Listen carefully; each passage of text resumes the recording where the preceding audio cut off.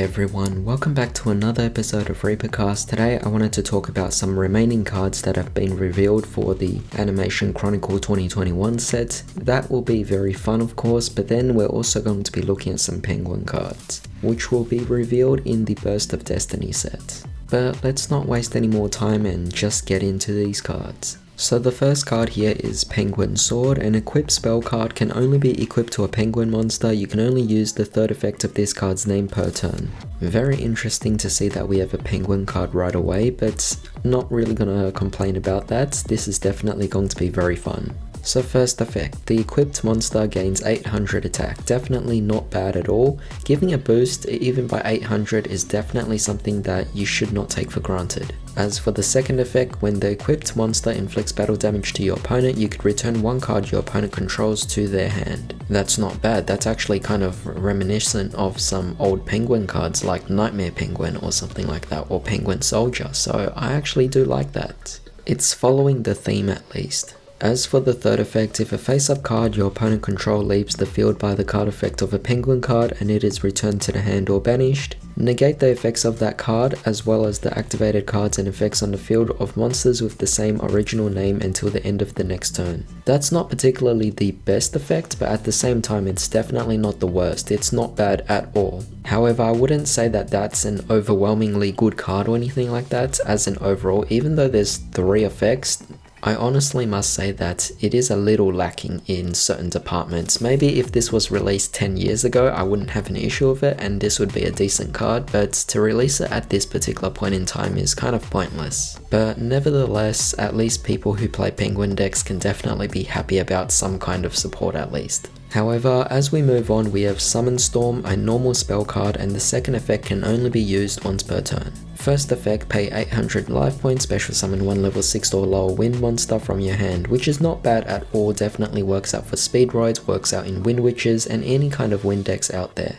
In fact, wind decks are not really as common as you might think. I mean, there isn't really much out there that really stands out. You have Harpies, you might have Mecha Phantom Beasts, but even then, there's very few. So to have this kind of support is definitely something I'm all welcoming of. However, for the second effect during your main phase, except the turn in which this card was sent to the graveyard, you can banish this card from your graveyard, special summon one level 4 or lower wind monster from your hand. Right off the bat, I could already see this card being really good in Harpies because you firstly have a monster that's over level 6 and then you have monsters that are also level 4 or lower. So you could definitely benefit off this. However, as for the second effect, I will have to say that it's not as good as I'd hoped it would because you can't activate it the turn it was sent to the graveyard, so that's definitely very unfortunate. So that kind of throws out the whole idea of going for Foolish Burial Goods and then just activating this particular card from the graveyard. But even so, it's not a bad card. I'll definitely be very excited to actually try it out in all of my wind decks.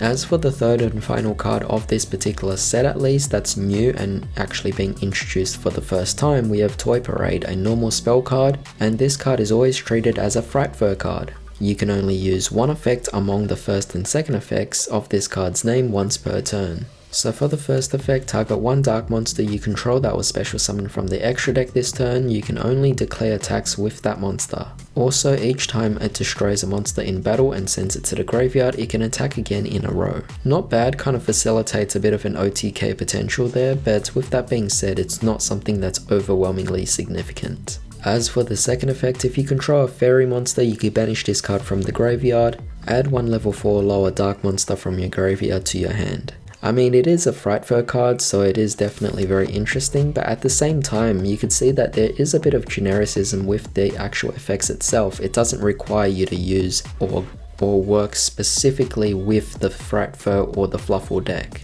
I mean, yes, when it comes to the Frightfur and Fluffles, you do have a combination of dark monsters and fairy monsters, which could definitely benefit off that. However, you also have to consider the fact that this card could actually be used in some other decks that might incorporate the same kind of style. For example, I'm kind of thinking about using this in Dark Lords if that's actually possible.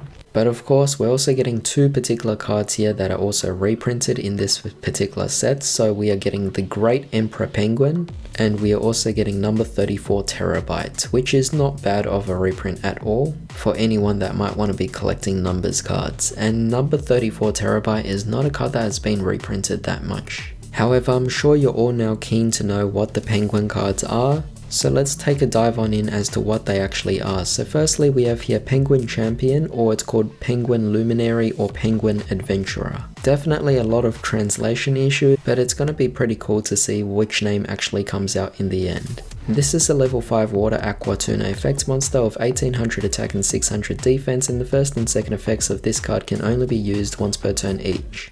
Cannot be used as synchro material except for the synchro summon of a water monster.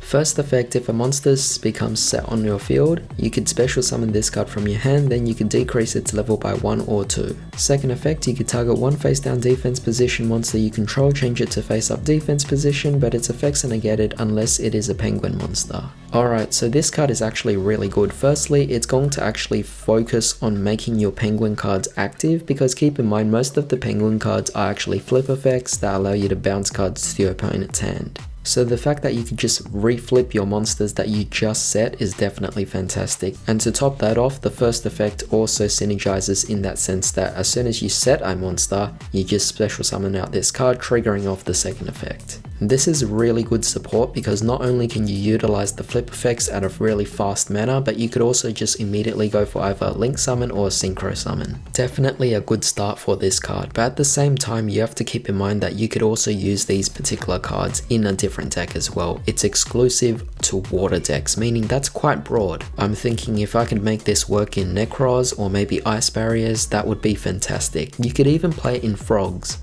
However, the next card we have here is Penguin Ninja, a level 3 Water Aqua Flip effect monster of 1400 attack and 700 defense, and the second effect of this card can be used once per turn only. First effect, if this card is flip face up, you could target up to 2 spell traps your opponent controls, return them to the hand. Similar to Penguin Soldier in the sense that it can bounce back monsters, but in this case you bounce back the back row, definitely disrupting your opponent and at least forcing them to use up their back row.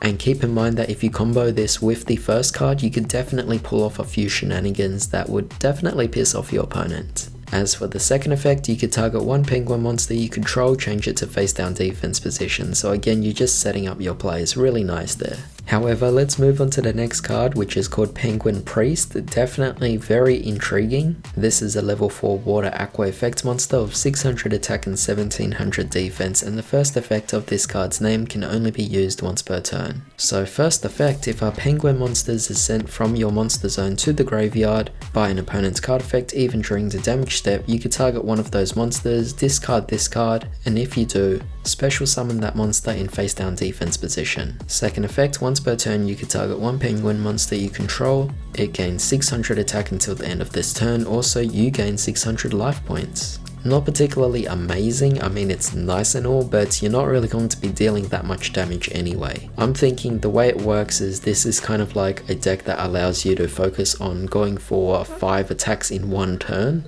which could potentially finish off your opponent, but I'm sure there's more to it. However, the first effect is not bad as well, allowing you to extend and special summon your resources once more. Now as for the final card, we have Royal Penguin's Garden, a continuous spell card. This is definitely going to be quite intriguing. You can only activate one card with this card's name per turn. First effect, when this card resolves, you could add one penguin card from your deck to your hand, except Royal Penguin's Garden. That's actually pretty good because it says penguin card, not monster, so you're actually going to be open to a lot of penguin support cards. I'm pretty impressed. But there is still a second effect. Once per turn, you could reduce the level of one penguin monster from your hand or face up field by 1 until the end of this turn, then discard one card. That's not bad at all, allowing you to again manipulate the board and go for a few shenanigan plays specifically for synchro summon. Now that is definitely a little bit of a surprise that they're actually trying to make this deck into a synchro deck of some sort. I never actually thought that they would make a penguin deck into a synchro deck.